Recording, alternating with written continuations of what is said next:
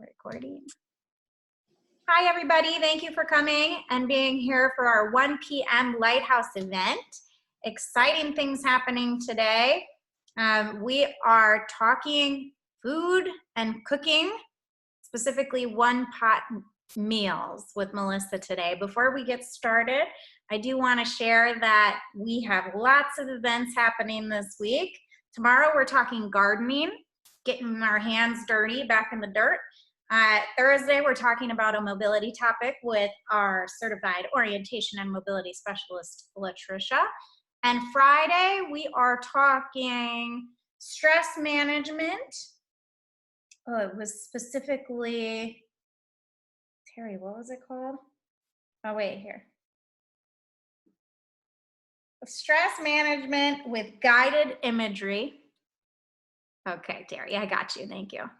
Stress management with guided imagery, and that will be with Terry. And then immediately afterwards is our support group, which I hope many of you join in. It's been pretty successful and fun for the people who are participating so far. So thank you for being here today. Of course, we're going to continue to have sessions, so you can look forward to next week and the week after that. We don't know how long this is going to last, but we do know, I think we are planning to be at least through May. So I'm going to hand this over to Melissa. Melissa, I'm going to unmute you. You are that one. Okay. Hi. I'm going to pass it over to you. Okay, am I on? You're on. All right. Okay, so trying to choose something simple, one-pot cooking. So a lot of people in the past have talked about that they just like to clean up when they're cooking. It's a lot of work. So this will, you know, except for your knives and peelers, keep you down to one pot, not too much cleanup. And we're going to definitely talk about some organization and strategies to keep it less stressful. It's hard to make a recipe when you don't have all of your ingredients ready to go and you found you're missing something or can't find something or you can't find a tool. So we'll definitely go through that. But before we get started, this is a recipe I came up with, and it's a chicken sausage soup. And if we could cut over to Terry, Terry, if you could say hello and throw that recipe up there for a minute, that would be great. For you, hopefully I can get it up on the screen here. Let me see. Can you see it, Maddie? Yep, I see it. Okay. And are we reading this out loud? Terry, if you don't mind doing that, sure. Normally, just if I could insert for just a moment, large print recipes are great. I have used my phone with PDFs that I've used the screen reader. It will read it for me. But using the phone right now to film, so I can't do both without losing everyone. There might be a magic way to do it, but I can't. So Terry, if you want to just like run through the basic ingredients, and then we can move forward and talk about that.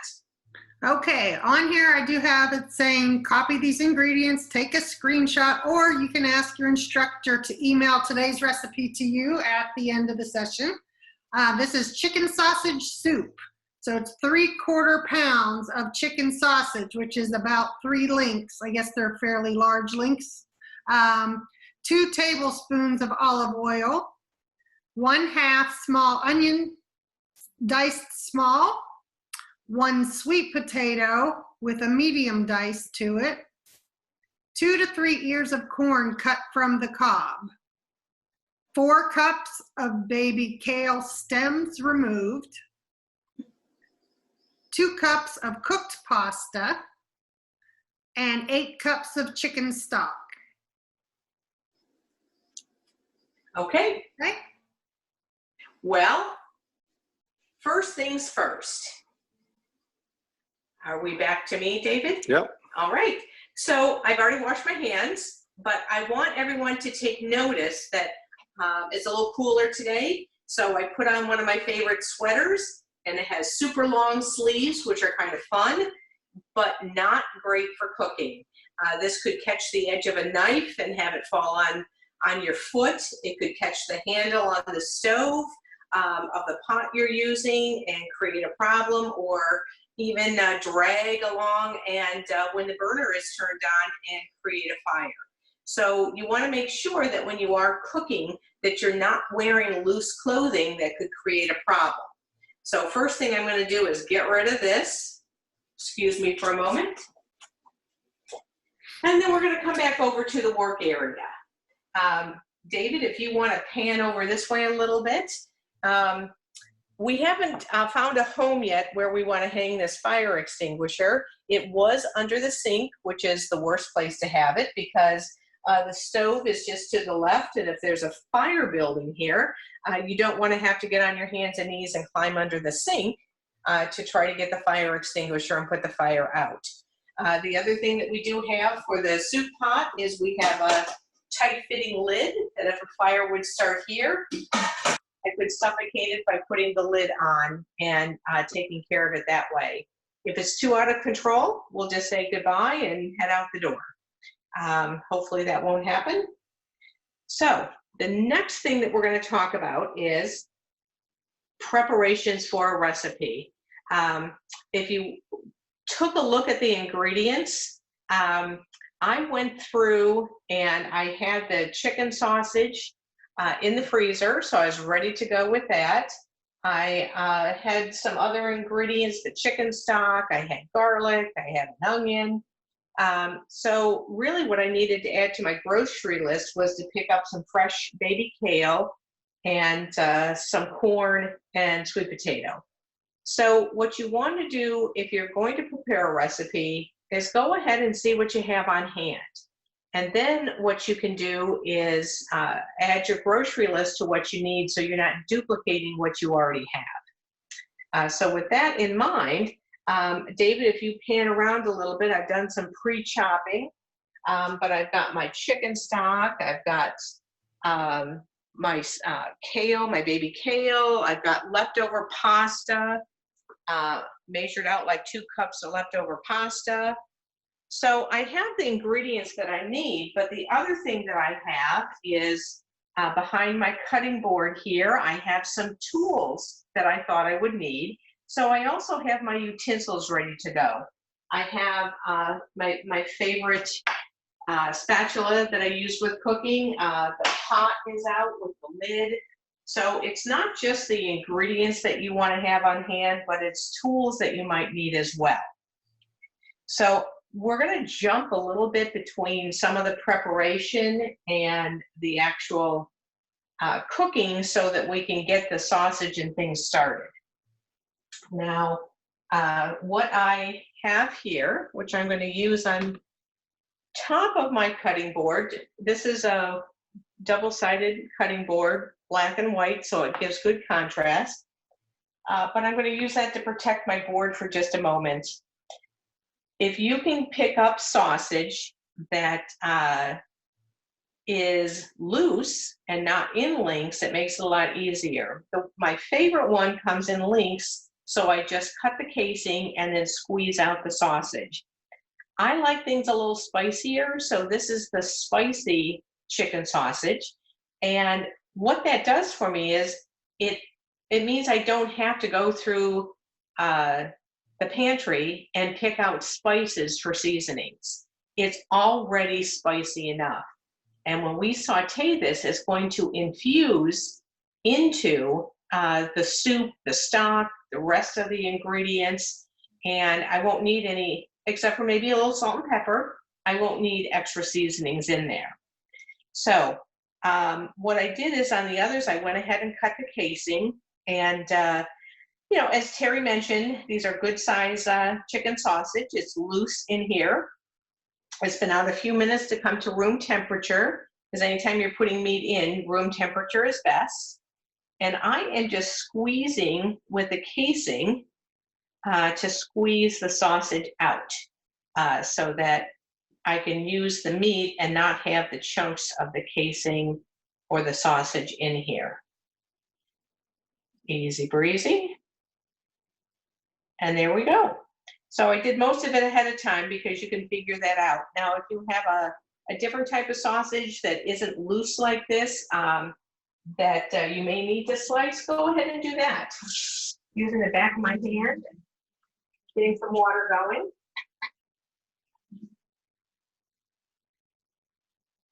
It is chicken sausage and it's a raw product, so I do want to get my hands washed.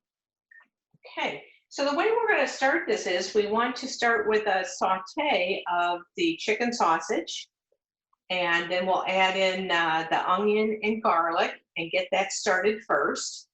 And so we have our chicken sausage ready to go. And even though it is a sausage, it's a fairly lean product. So we're going to put a little olive oil in the bottom of the pan first. And I've heard different chefs say, you know, to get the party started. And that's about right. So I'm going to slide this over. And it's on the front burner.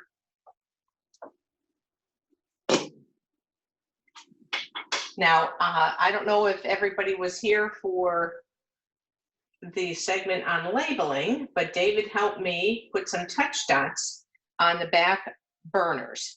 So I know in finding the red touch dot here that this is the front right burner. So I'm going to go ahead and turn it on to about medium high, and I'm going to let that start warming up. I'm moving it away. I can feel with my hand. I'm probably 12 inches away, but there is some good heat coming up, so I know that the burner is on. Wait, did nothing cut out? You're We got a back. phone call. Oh, there we go. Oh, You're blacked out. are we back or not? Not yet. There we go. I'm back? Yes. Okay. So if you didn't see that part, I did pull the pan and I put my hand about 12 inches up. The front burner is warm. I can feel inside the pot that the pan itself is getting warm. So you can measure out 2 tablespoons or give it a good drizzle. You want to put the oil in once you have the pan hot, because we want it to have a little bit of decent sizzle when we get the meat in there.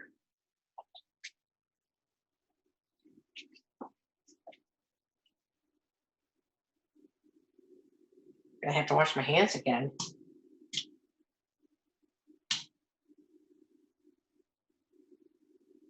I don't know if you can hear this yet, but I'm hearing it. Are we hearing that sizzle sound? Yeah. Yeah, there we go. And excuse this noise.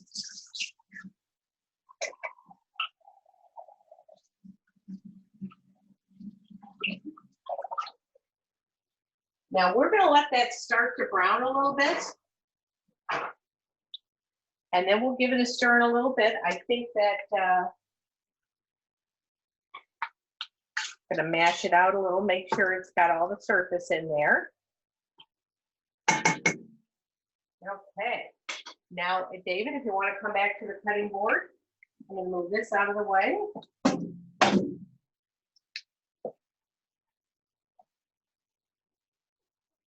So, one of the things I wanted to show is the garlic. We are going to add some garlic in. I've pulled some cloves off and done some chopping. But what I wanted to show also, the knife technique I used with this was what we've talked about before, where I'm putting the tip of the blade and letting the leverage of the knife chop through. Now, some people might not be comfortable with chopping garlic. And as you've noticed, I put my knife at the top of the cutting board, so it's in the same place. It's up and out of my way. And I think we showed this once before. This is what you call a slap chopper. And it works on a rotation with rotating blades. It's a cylinder shape with a handle. You basically slap it with the heel of your hand, and the rotating blades will come through and chop. So if you're worried about using a knife, just put the garlic underneath the cylinder of the slab chopper. And there we go. We have chopped garlic. And this is a rustic recipe, so it doesn't have to be a perfect dice. It can most definitely be a little rough.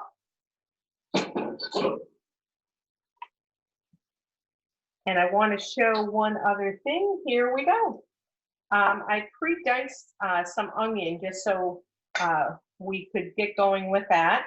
But to show you, if you're going to chop an onion, what I'm going to do is cut it in half.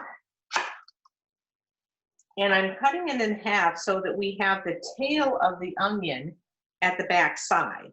And I'm going to just cut off, tuck my fingers back, and slice off the end here, and peel the outside skin off. I don't want to take the whole time peeling and chopping. So if you can see, the tail of the onion is at the left side. So what that's going to do is hold my onion into place, and I can, with my fingers tucked, I'm going to have the knife horizontal to the cutting board, and I'm going to, in a sense, almost cut the onion in half, but the tail here will hold it together. And then I'm going to come down and do slices from the top down on the onion. And now that's left me with the onion still in place, and I'm going to use my fingers to feel the edge, tuck my fingers back, and let the knife do the working, where I'm coming down and slicing in a rocking motion. And then this will give you a decent sized dice on the onion. Okay, and if you end up with a little extra, you can certainly maybe use it the next day for an omelet or something else that you're cooking. And there you go. I'm gonna go ahead and give our meat a stir. And I want to start breaking it up. And I want to break it up a little bit as we go, so that when I add the onion and garlic in, I won't have super big chunks to deal with. But this is helping to get a nice little bits of brown. And what that does, any little bits of brown that you get, it's nothing but flavor. It just keeps adding to the layers of flavor in your one pot.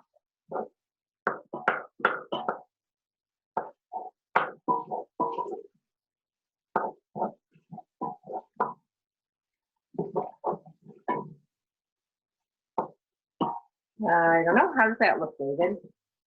Breaking down? Yeah. Okay. Gonna turn that down just a pinch. So what I'm gonna do first is go ahead and put my chopped garlic in. And remember, this is rustic, it doesn't have to be perfect.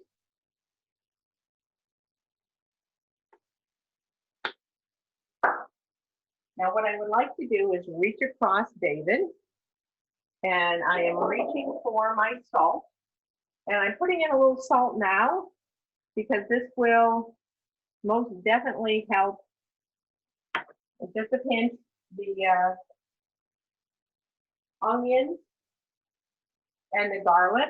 You want that just not to brown, just to become translucent. And they say a little bit of salt helps the sweetness of the onion to come out.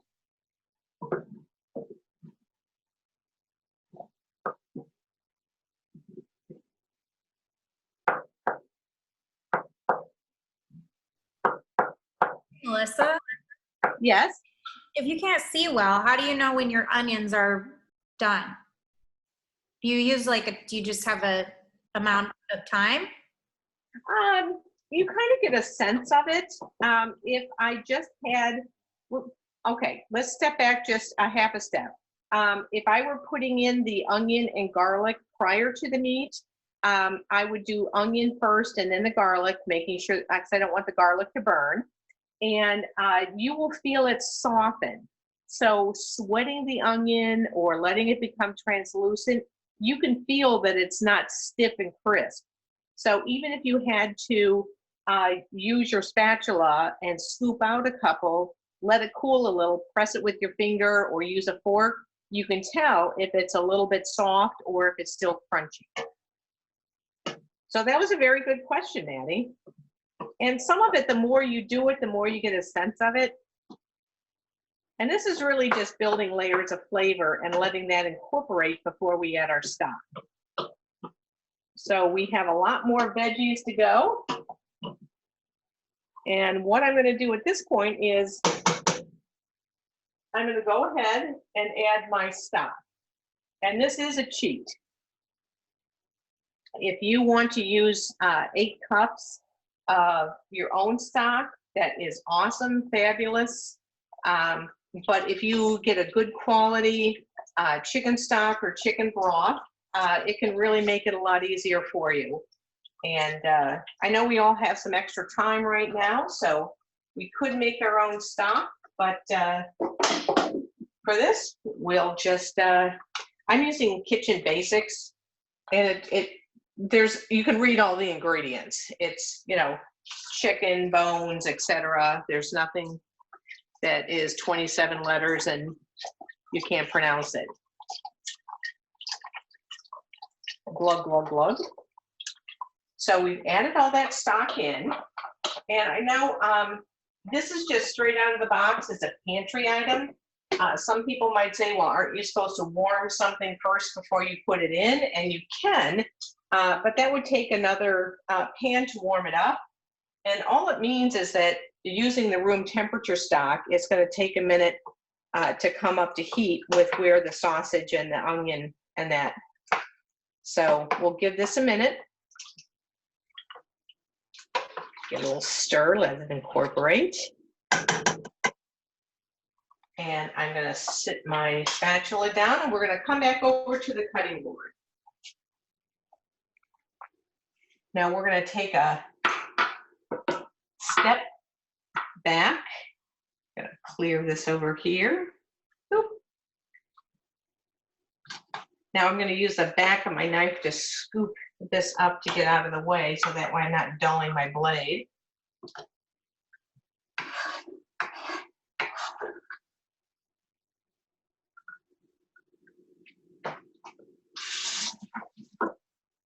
Now,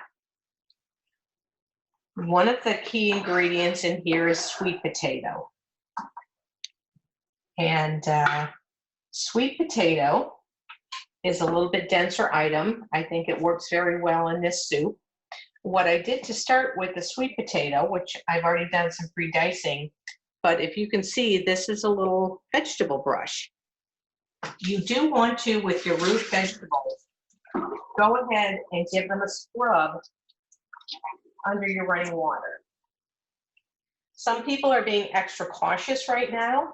They're using a bowl of water with maybe a tablespoon of just white vinegar and rinsing it in there first. I don't know that that's entirely necessary. They say it's more important just to get the dirt off in case, since it's a root vegetable, there is any left. But a good wash and rinse like that is probably all that you need. There's a couple of ways you can treat the sweet potato. You can use a peeler. You can pare it off with a knife if you are more comfortable with a paring knife. And there are some smaller knives you can do that with if you like. I have some colorful ones that make it a little easier and brighter to see. For me, the skin of the sweet potato is a little tougher to peel, so I like just using either the chef knife or a paring knife and come down the sides to peel it. Even just like this, and you're just letting your knife follow the edges and coming down. That's because it's rather thick. Now, if you're going to do a carrot, I think it's a lot easier to use just a peeler. I have a wider handled one, that if you have a little arthritis in your hands, it's a nice, easy grip. I have a Curious Chef one that my grandson uses, and I like this because the blade doesn't swivel as much. That's a safety feature, so that's something you could do as well. Carrots, once they've been washed, if you're going to put them in a soup, you can peel or not peel. It's optional. It's very thin. We could do a quick peel here. I know you're supposed to peel away, but for me, just to that little back and forth, it's a pretty quick peel there. Now, for me, you can feel I've left a little edge here. I can feel a little bit right there too. So you can feel with your fingers if you've left part of the peel behind or not. But it's really not as necessary. I mean, you know, if you're going to use this as a raw vegetable, you might want to peel, but I think in the soup, it's optional. So you have a couple of different peeler choices. And there again, both choices were out, either one that I wanted to do. Now, we do have these nylon knives, and this brand is, again, Curious Chef. There's other ones you can get on Amazon. The nylon knives do not cut skin, so that's a plus. So if you're a little worried about using a knife, go ahead and try this. It's a little harder with the harder vegetables like a carrot or sweet potato. We're going to demo these when we get to the kale. It's a little bit easier, but if you are going to use this, you do have to get down and stand over it and give it some oomph. Oh, well, we lost one on the floor, and I think that's going to be a treat for Bentley. So really, with the sweet potato, once I had it cut, I am cutting it into, using my fingers tucked back, getting about a ½ inch over, and just using the leverage of the knife to come down and chop. And then trying to get that even dice, I'm going to go ahead and do the same thing with tucking my fingers back and trying to judge with my fingers how far I am. Now, it won't be perfect. Nothing is perfect. I do know you want it as close as you can because you want things to cook evenly. So we'll give that a try. And here we have a nice pile of sweet potato. I have in the past used carrot. I like the sweet potato a little bit better for this particular soup, but that's all up to you and what's available. I don't know if you noticed, David, but I just dumped that whole bowl of sweet potato into the soup. And I'm going to go ahead and give it a stir. Those take just a pinch longer to cook, so I'm going to get them in first. There we go. Let that come back up. And here we are back at the cutting board. Substitution is key. Sometimes things are not available at the grocery store right now, so I had an onion. If they didn't have any onions, I would have used shallot. So be prepared to be flexible. You know, if you don't have sweet potato, use the carrots. It's perfectly acceptable. Now, I was going to show a bag of frozen corn. You can use a bag of frozen corn in the recipe. They were totally out of frozen corn, which that was fine with me because I prefer the fresh corn anyway. But what I want to show you with this is I've already shucked it. I've got some already cut off for you. I cut the end of the cob so that I can stand it straight up, and then I can carefully follow the edge of the kernel against the cob and cut down, which is fine. It does spread a little bit. I found the best peeler for this. Cutting down with your knife is not hard to do, but this is a corn peeler. And if you can see, you could feel it with your fingers when you buy it, it is curved. So it's following the curve of the cob. So you're getting just the kernel cut off and not the cob, which you really don't want. So I'm going to hold it like this. Probably making a little bit of a mess. But I don't know if you can see this. It is just so easily gliding through. And I'm going to come back. I feel like I missed a row here. And there we go. So if you're making like a fresh corn salsa or something, and you need to cut a lot of fresh corn, that is so easy. If you're unsure of using a sharp knife, this is a perfect little tool for you. You know, until you get one ordered off of Amazon or go to the cooking store or Bed Bath & Beyond, you know, just flatten the end of the cob, stand it upright and cut it off. But if you do get one of those devices, I think you guys will love it. Putting my knife back, I'm going to add the corn in because the corn takes a little bit of time.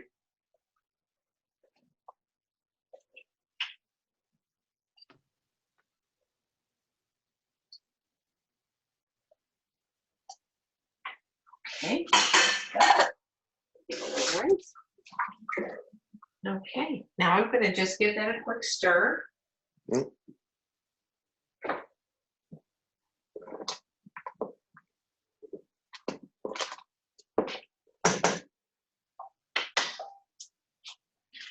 And hey, Google, set timer 10 minutes.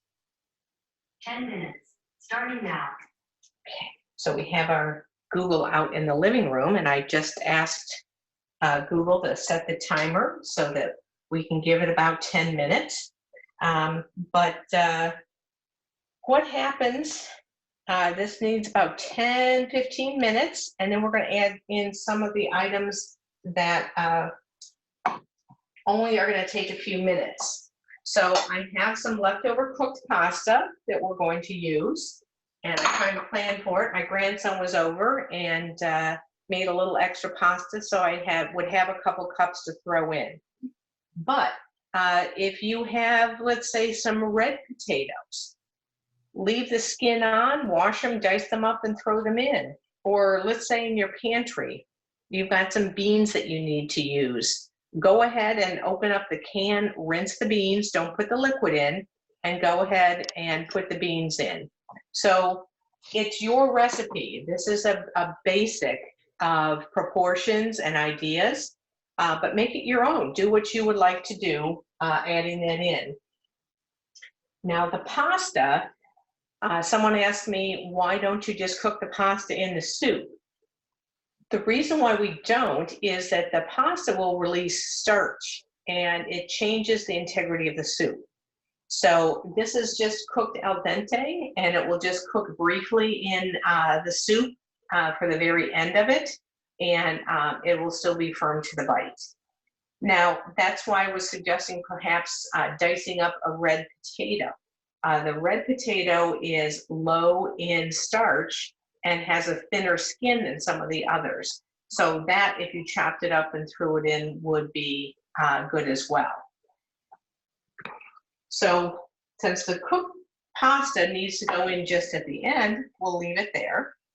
I did wash the baby kale, and I do like the baby kale because it is a little more tender and is sweeter. But if you don't want to use, like this might be too big of a piece for you, I think it's small. You know, it's maybe like half of a palm. But this is where some of those nylon knives can come in handy. If you want to nip off, I just don't want a lot of stems in mine. If you want to nip off the stems or cut these a little smaller, these nylon knives, and we still want to tuck your fingers back, are really easy to do. The other thing, if you don't have that, you've got your hands, well, and just tear it if you want the bites a little bit smaller. Now, bear in mind that when you're cooking kale or spinach, it is going to shrink up a little bit. So I don't go too crazy with breaking this down because these pieces will actually be not too bad. But if you have some larger pieces, go ahead and rip them and tear them in half. So I'm going to set this back over. We've got a few minutes before we are going to put that in. Give the sweet potato a chance to cook. And Maddie, if we could open up for any questions right now, then we'll add in our pasta and kale in a minute. Okay, I'm going to unmute everybody. All right, everyone is unmuted. If it seems like there's a lot of noise coming from your phone, I will do it again. But this is a good time to ask any questions or share any tips.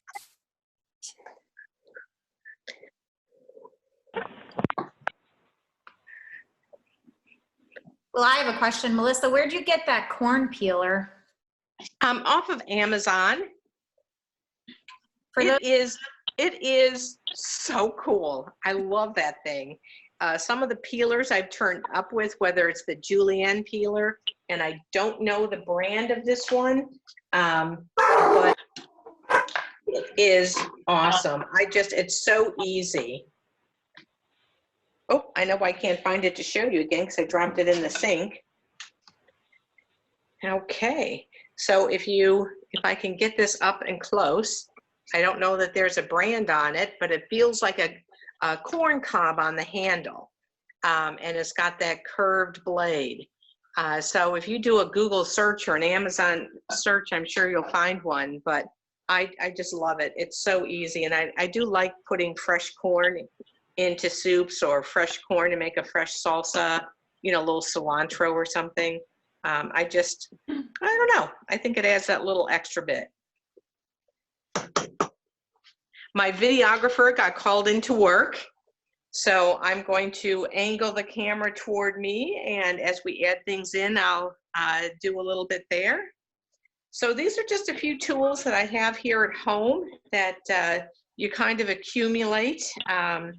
I like a nice solid cutting board. The slap chopper is nice. I made split pea soup the other day, and it calls for a fine dice of onions, celery, and carrots. That slap chopper had it done in just minutes. And having a good bunch of, the fresh vegetables in the split pea soup really makes it nice. Melissa, this is Sue. Hi, Sue. Hi. And I'm wondering, is this a soup that could be frozen? Yes, yes, and yes. Okay. It is the perfect soup for freezing. If you don't want to freeze the pasta in there, you could freeze it, before you add that at the end, but it does freeze up well because it's in a liquid. And what we did with our last class, once we can get together again, is we had little 1-cup storage containers. So everyone got to taste the soup and then take a cup home in their little container, freeze it, and have it, with lunch another day. So it's really a nice item to make a pot this size, and then go ahead and freeze some and eat some with the family. Great question. Thank you. Uh-huh. This is Sue again. If you're not going to add the pasta at the end, it would also be tasty if you put a scoop of rice in the bottom of the bowl. And Perfect. then you could pour this soup over it. If you had leftover rice from ordering Asian food, for example, you always get way more rice than you need with the stir fry or something. You are so right. And I always freeze little bits of rice in a zipper bag, and then you can always pull it out and put it in chili or whatever. Right. Perfect. And that's what we're saying with the vegetables as well. If you don't have sweet potato, use carrot. Let's say you've got a zucchini that you need to use up.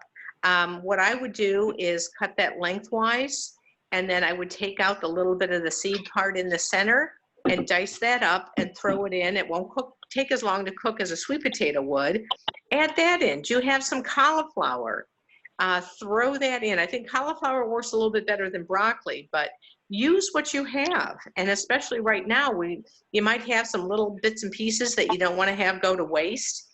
And very creative, Sue, with whether it's rice or with a pasta or a can of beans or a couple of leftover red potatoes, whatever you want to put together. Absolutely. I'm going to ask Google how we're doing on our time. Hey, Google, how much time left? Hey, Google, how much time left on the timer? 1 minute and 24 seconds remaining. Okay, Google, stop timer. Okay, so she's probably not going to stop the timer because I didn't say it properly. As I'm learning, I took a webinar on home assistance, and I'm supposed to say, hey, Google, cancel the timer, not stop it because it's really not going off. So what I'm going to do is go ahead and add the cooked pasta. I won't make any changes. She's over there talking to me now. Now I've added in the pasta, and I am putting in the baby kale. Can everyone see that? Am I aiming correctly? And I'm going to give this a stir. Whoa. This is one hearty soup. How am I doing with angle here, guys? We're sort of getting an edge of your pot. Which edge? This way? There we go. That's a little better. Is that better? Okay. You can kind of see, if you have a visual, you might be able to see the greens melting into that broth. It looks really good. I'm hungry. Okay. So really, okay. Hold on for just a second. There's your timer. I would have moved her over. Hey, Google, stop timer. So I know I'm in like a barnyard here where I'm just yelling. But home assistance, and I can't use the timer on my phone right now, but using these timers really helps you keep an eye on things. And we had sauteed our chicken sausage ahead of time. So we have that ready to go.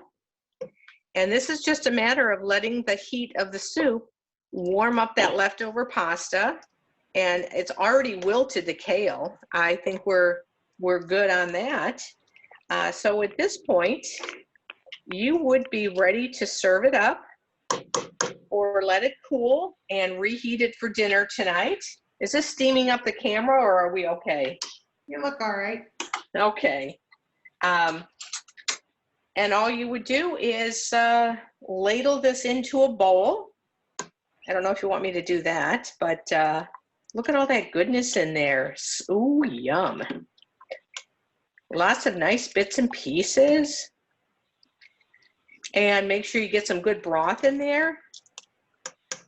And just had picked up a loaf of bread from Whole Foods, a nice crusty Italian loaf. So that'll be nice to go along with this. So just for now, I might let this cool down for a moment, put the lid on. Before serving, we'll go ahead and adjust seasonings. Whether it needs a little salt or pepper, it's to taste. Sometimes what I'll do too, because this is a little Italian flair, is if I have the rind, the end of a wedge of Parmesan cheese, I'm all out of it right now, but I put that little end of the Parmesan cheese and throw it in the soup, it kind of melts out. So adding a little Parmesan to it adds a nice flavor as well. So bon appetit. What was your address again? Oh, they're just leaving now, so let me go, and I'm going to tell them. I don't know if that was for me or somebody else. No, I think Pam. So I guess the biggest thing for me, and this is why I also like doing stir-fry dishes and that, is organization. If I make sure that I have all my tools out, that I have all my ingredients ready, it's so much less stressful because it's all right there. I mean, granted, I may have to look for it at the back of the cutting board, but I know it's there somewhere. You know, if you're halfway through the recipe or the sausage is cooking and you haven't found the onion, who wants to dig through the refrigerator in the middle of a recipe? And like I said, this is just a base recipe. Knock your socks off, create whatever you want, and get some of these adaptive tools and get organized and have some fun with it. Hey, Melissa, do you always organize everything you're cooking before you cook it up or chop? Yes, Okay. I do. You get everything out on the counter. I do. And I have lots of little bowls that I use, especially if I'm making a stir fry. You know, the bowls I used here were a little bigger because they were larger quantities, but I have a whole set of small bowls that I like to use to put different things in, so I can just have it poured and ready if that's what I need, and measured and ready to go. So that's it. Chicken sausage soup. Melissa, is there anything that you won't cook? Like, will you? Liver. What you? Liver. Ew. No, I mean, like, will you fry stuff? You know, like have a oil in a pan and fry it up? I saute, you know, I have a grill pan that I cook steak or chicken breasts, things like that. I have backed away from using my iron skillet to make fried chicken. I'm not as confident with that. I did make a goal for myself that I had built up a charcoal fire and grilled. That I need to use a meat thermometer with. I'm not as good of a judge if it's like a hamburger. I'm pretty good with a steak, or, you know, I will check temperature on chicken. But all of it is trying to get that confidence back, whether it's building a charcoal fire and or whatever. I think, you know, maybe I'll have to get my cast iron skillet back out and fry my chicken again. I'm just wondering, you know, a lot of people stop cooking or, you know, rely on other people to access food. So just curious in your own existence, how you manage to maintain or learn new skills like this. Well, I think, one, you have to have the desire. I've been cooking since I was a kid with my grandmother and great aunt, Hazel and Vera. And I have always enjoyed it.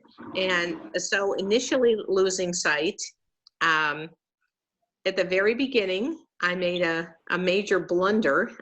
It was a Sunday morning, and I might have been a little bit in denial still. I was making an omelet on a gas stove, and I had kind of a flowy bathrobe on.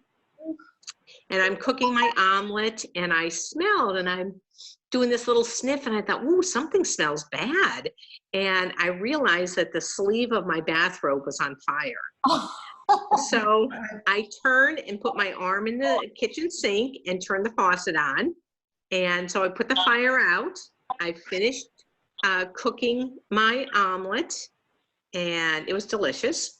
And so that was a great turning point for me, that I enjoy cooking, but I needed to be more mindful of how I was doing things with my vision loss, and taking more time to prepare.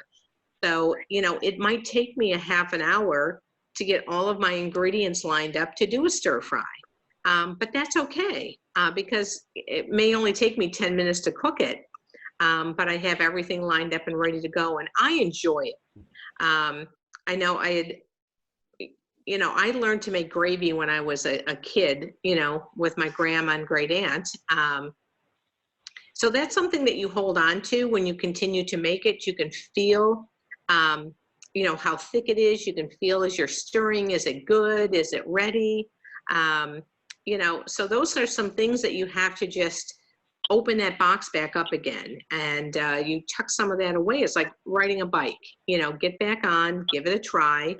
And it may not be that you want to go full blown the first round, but pick some simpler recipes and give it a try. And even sighted people have some dishes that don't turn out, you know, so I think that we also have to not be so harsh with ourselves if things aren't perfect. You know, so I think a lot of it is desire, and learning things. If someone suggests a new tool, try it, see how it works, see how it fits for you. Not everyone likes things the same way or cooks the same way or likes a tool as much as I might. They might not get excited over the corn peeler, but for me, I think it's pretty great.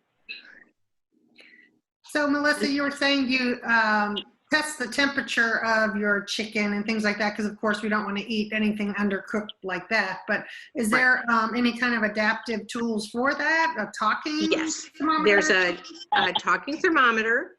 I have needed help from my son to calibrate it after a period of time, but you can order them online through Amazon, Maxi Aids, LS&S.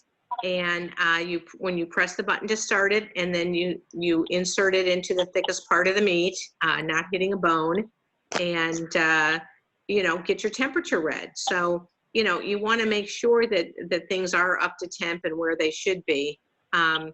I think that people say when you're cooking a steak, you can press it and by the give if it's done or not. It may not be as easy to do that with like a pork tenderloin or a chicken breast. That checking the temperature, I think, is a good idea. Well, good luck with your situation. I'm sure it'll get resolved. Because you don't want to cook it until it's like dead and overcooked and like a little briquette. So, but then if you do overcook it, you can always cut it up and make a little gravy and put in some carrots and potatoes and call it a stovetop pot pie. I mean, you can cover up a lot of boo-boos with a little bit of gravy or something. This is Pam. I came in late, so if you've already answered this, I'll watch it when it comes on YouTube. But okay. Did you go over air fryers at all? I did not, because I have never used one and I have no experience with it. So I really think if somebody else has used one and they would like to share how they use it, I would love it. Well, I just know I'm learning mine. Okay. And I tried tilapia the other day, but I've been missing tilapia like breaded, like my mama used to make it, with the cornmeal bread and crackers and all that. And I thought, well, so I had some bass given to me. And I coated that just like normal and then put it in my air fryer. And I'm telling you, girl, all you gotta do is turn it to fish. It does, it figures how much time you need and everything. You turn it to fish, which I have dots telling me which is which. And I think it was 12 minutes, maybe less. I make a lot in there, so I forget. But anyways, it was mouth-watering. Wow. And crisp on the outside. And I've done chicken, and it comes out very crisp. What made me think about it was you doing your fried chicken. It's not exactly like Mama's fried chicken, no. But it's so much better for you. It doesn't have the oily taste, and it was nice and crisp. Oh. And I have yet to, when I've checked the temperatures, I have yet for it not to be the temperature it needed to be when the bell went off. And all you do is lift the lid and pull the tray out and put it on your plate. Wow. So is there a particular brand that you are using? No, I must say, I don't even remember my brand, because it was just one that was on sale like at Walmart at Christmas time. Okay. And you know what I mean? I'm going to second guess it might be General Electric, but I'm not sure. Okay. I can't say for sure. But I went in kicking and screaming because I'm a cooker much like you, and I have given up so much. They said, Mom, I promise you'll be back to liking it. And they've even got me now into an Instapot, but I won't use it unless Philip's there, because it's a, what do you call it, pressure cooker. Pressure cooker. And I'm not that comfortable at all with a pressure cooker, period. But I must say, I took a roast from the freezer that I'd forgotten to get out the other day, a 2-pound roast, threw in carrots and potatoes, And 45 minutes later, we were sitting down to the best meal I've never tasted it, the likes. I couldn't believe it. Wow. So, but that would, I do think it would be hard to learn to use if you're poorly sighted by yourself. I don't know. Well, That's just. You know what? That is something that I know Maddie was setting up, and unfortunately, our group trainings got shut down. So maybe when we get back up to the Lighthouse to do an Instapot class, maybe we can add an air fryer to that. And I think, you know, a lot of it is getting comfortable with the product that you're using. And it may feel awkward and uncomfortable the first few times, but I think it's like anything. Once you get your skills down and spend some time with it, you know, like a toaster oven. I mean, you know, did you feel awkward about that the first time you used one? Probably, you know, but now you know your switches and knobs and which way to turn it, and you're good to go. So I think that is something I'd like to learn. Yeah. I'm far enough back that the first time I used a microwave oven, I can remember being very doubtful that this could possibly work. Right. But yeah, I'm right there with you. Yeah. So, but anyways, I really basically only have, because supposedly, not tried it yet, supposedly you can make a cake in your Instapot. Oh, really? Maybe Maddie's had experience at that. And there was a recipe I found the other day for brownies in the Instapot. Supposedly cheesecake is like the bomb in there. Really? I haven't tried them, but gosh, I really would be down to probably two. Between the Instapot and my air fryer, I just don't find myself using the oven, well, for cookies yet. I still make cookies in the oven, but other than that, I don't hardly use it. Well, I think that I would like to see that happen. Try out this equipment once we're open up and we can get some classes going. Actually be able to purchase one. I don't know. That sounds like a great idea. And half the time for a lot of it. Oh, yeah. When could you ever take a frozen piece of meat like a roast and counting the prep time, etc., be eating at the table in an hour? No. And that's my thing. I get busy during the day and I forget to take the meat out. Well, now I did my chicken and noodles. I was really needing comfort food the other day. So I made chicken and noodles and with mashed potatoes. I did boil the potatoes, but the chicken and noodles in the Instapot were, oh my gosh, I think the best I've ever tasted. Wow. So, and that took 12 minutes and 7 minutes, so 19 minutes, start to finish. That's amazing. Uh-huh. So. Well, I think what shortens up this recipe is having that chicken sausage. So it's already ground up and you're browning it, and it you know, cooks up pretty quickly. Yeah. But it would have been a different story if I hadn't taken it out of the freezer, you know, to defrost and come to room temperature. So, you know, we might have had a different cooking show if that happened. I really like how you use that sausage so that you already have the spices and don't have to like figure out what to put in it. Well, and you know what, there are times that I was working on a recipe and I couldn't tell the difference between a couple of ingredients. So I used my phone and called Be My Eyes, and the volunteer at the other end told me which was which, you know, so sometimes that eliminates a little bit of the stress of finding different spices and herbs and making sure you've got it. That this is really kind of a no-brainer, that there's so much, and it's fresh ingredients. And they're saying right now, I mean, there's an abundance of fresh fruits and vegetables that so many people stocked up on canned items. So, you know, with the kale and sweet potato and fresh corn and other things out there, let's use it. I mean, it's good for us. And it doesn't taste like you're eating healthy. Yeah. So if we had smell-o-vision, you guys could smell how good it smells in here. So where do you get this? Where do you get the chicken sausage? What part? You know, at the meat counter? Well, is it already prepared, or you have to ask for it?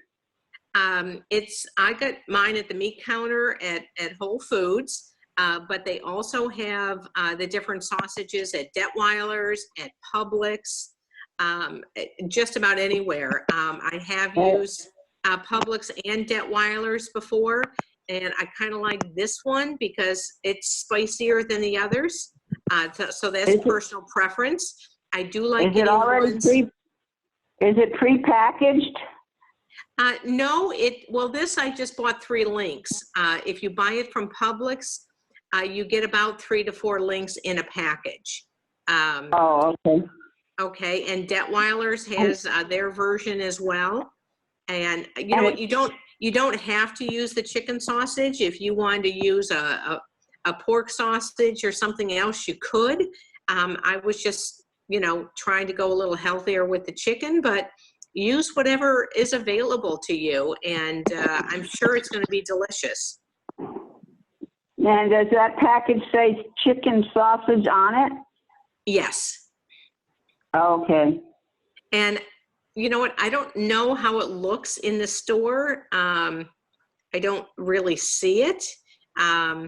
But if you're going through Instacart or Shipped, it's in one of their little packages from the meat area, you know, the little styrofoam tray and wrap.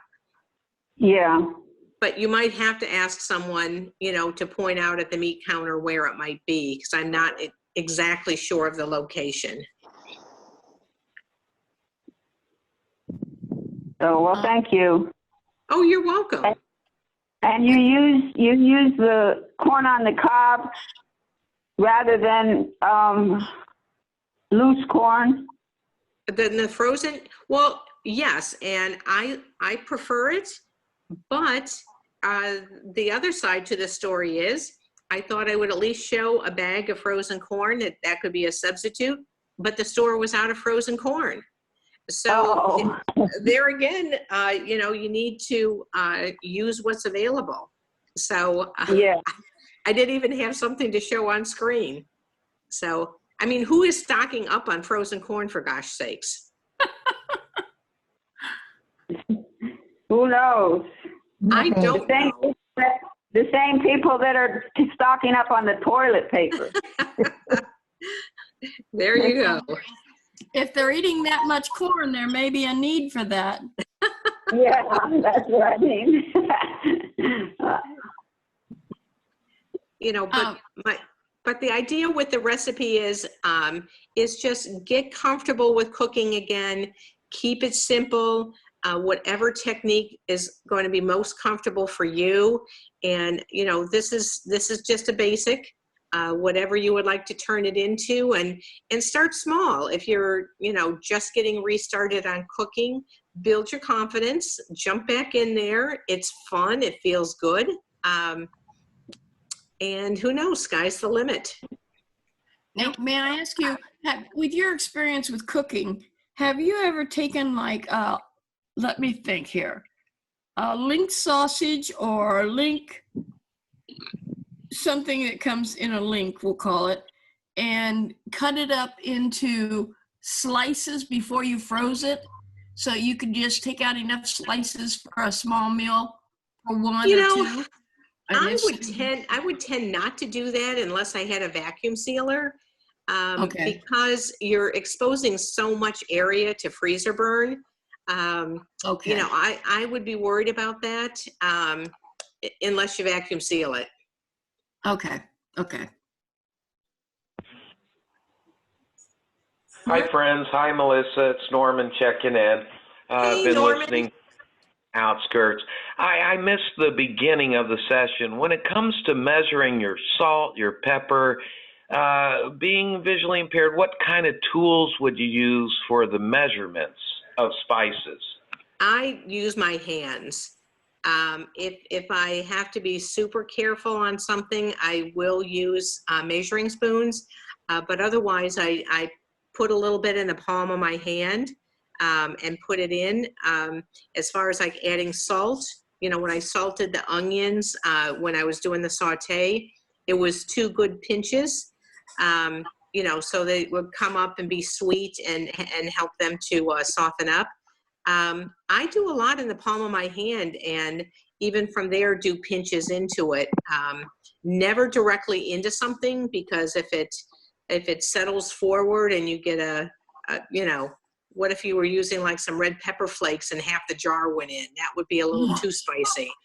So I tend to go in the palm of my hand and measure like that, or they do have measuring spoons that have a tactile label, so that you know if it's a tablespoon, teaspoon, etc. Or they do have some, if you still have some color, that they might be stainless steel with a big red coating at the end of it, so that you can tell which it is. So that's going to end up being personal preference and what you've done in the past, but I kind of like the palm of my hand and a pinch and a sprinkle, and then to taste. Another question on spices and such and herbs. Say you have spices in your cabinet. How do you utilize, with low vision, of determining what spice you have? How do you label your spices, or other people might label their spices? I understand some people tell me that have no braille, that they put a braille label on. Well, it really depends on your particular vision loss. Some people are able to print either off of the computer or hand print a larger print label and put it around, like for time, or they might do an abbreviation for tarragon or something. I have a little bit of a cheat in that and there again, if you want to sign up on, if you have a smartphone, you can call Be My Eyes, and it's using your camera phone that you're pointing straight at the spice, and they can tell you which one is which, so you can separate those and know which is which.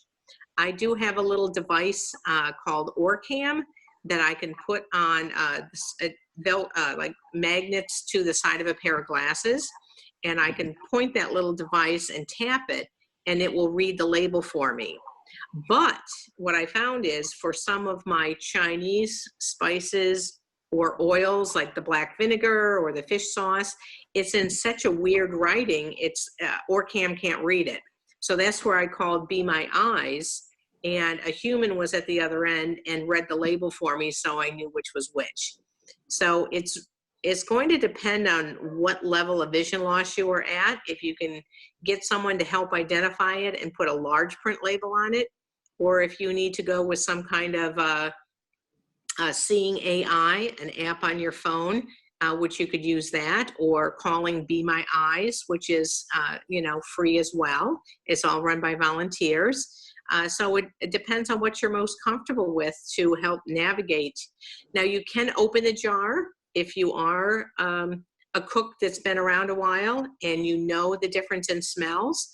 You can smell it and know which spice it is. But if that's not working for you, you know, you might have to go with a different labeling system other than, you know, your nose. Thank you, Melissa. Oh, you're welcome, Norm. Any other questions?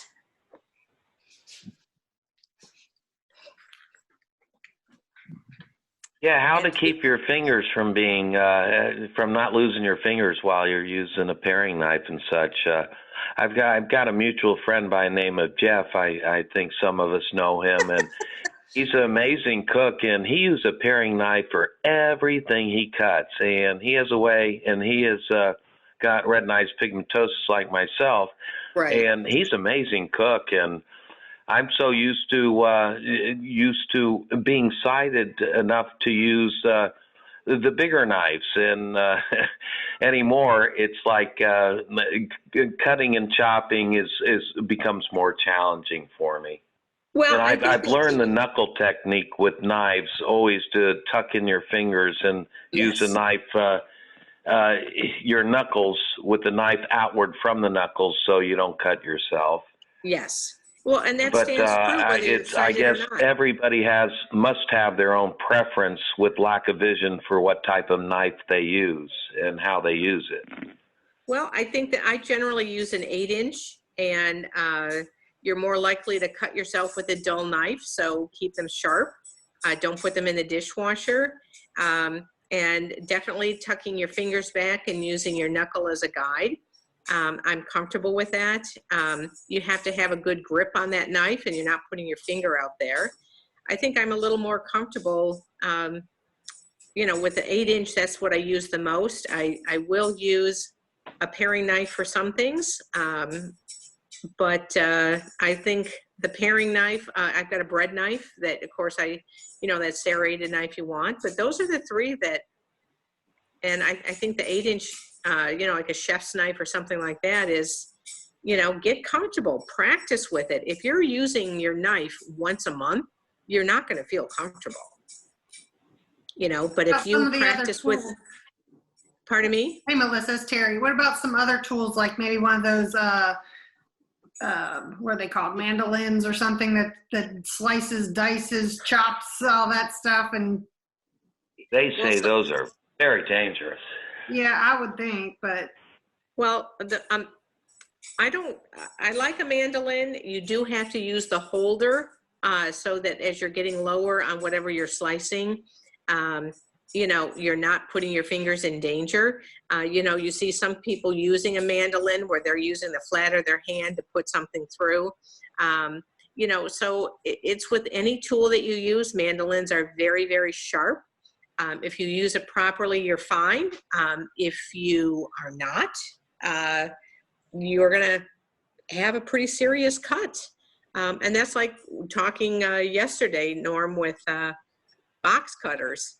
Some of those where you could snap off the edge of the blade, that could be very dangerous if you're not using them properly or using, an updated model. I follow you. Thank you. And the nylon knives, they're nice, and they have different purposes, and I think they have a place in the kitchen. But if you are dicing a sweet potato or something that's a little more dense, it's hard to use, to be honest. But, for other things, they're wonderful.